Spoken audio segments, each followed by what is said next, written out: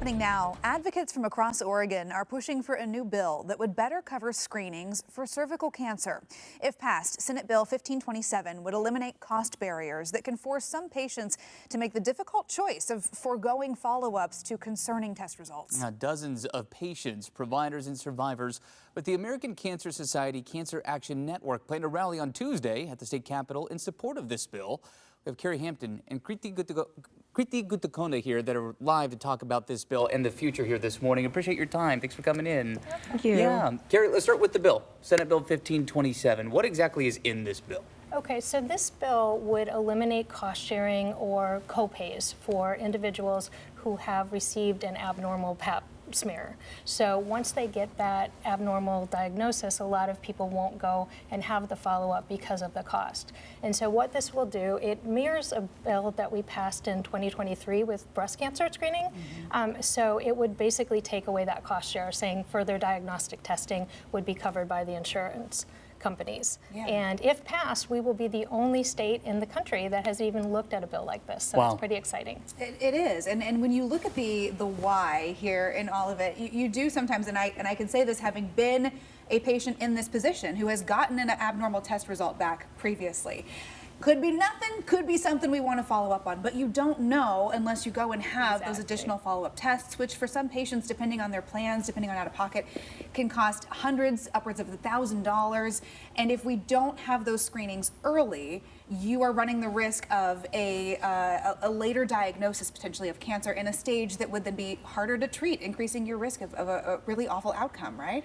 Yes, definitely. Yeah. And that's the whole purpose of it, is to make sure that everybody has access to these diagnostic tests. So, Kriti, why was this something that you wanted to get involved in? I think that cancer affects everyone. So for me, it was just, I started off being really interested in medicine, which is why I kind of got into this. I started working with ACS, but over time it became really personal to me. I've had family and friends who've dealt with cancer, and I really got to know its impact and the need that we have for advocacy and for people who are younger to get involved. So we started like an Oregon Youth Cancer Coalition, where I've had so many of my friends, or I've even made friends, a lot of different high schoolers from Oregon join in, and it's been so cool to meet people who are advocating for cancer, people who have dealt with cancer, people who are caregivers, and it's been really impactful. Why do you think it's been important to engage younger people in causes like this? I think awareness is so important, especially because a lot of the time we think, okay, you know what, I'll figure this out when I'm older, you know, I will see this, but there's so many people that are dealing with this at such a young age. So I think it's something that's really important for everyone to know.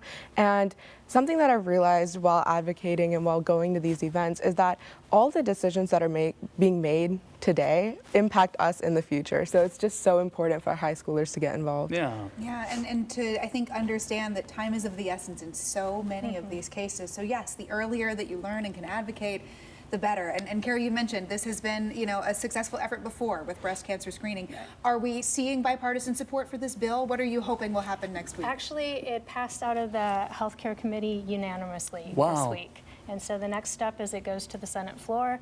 I think we have a really good chance of getting this through. And once again, like I said, being Oregon, you know, will be the first in this, and then hopefully that will catch on with other states. Yeah, well, we'll see. I mean, a lot of times with any kind of legislation, the state that's first to do it, the rest of the country looks in, right, to see exactly how it goes. So we'll have to check in. Appreciate you both being here. This is great to talk about. Thanks for joining us here this morning. All right. Thank you. And again, if you want to learn more about Senate Bill 1527, we do have that info on coin.com. You can also go to fightcancer.org. And again, you can always find the latest information as to what's going on our website. There you go, coin.com. Yeah, that advocacy, that ability to speak up and put a human face on these issues.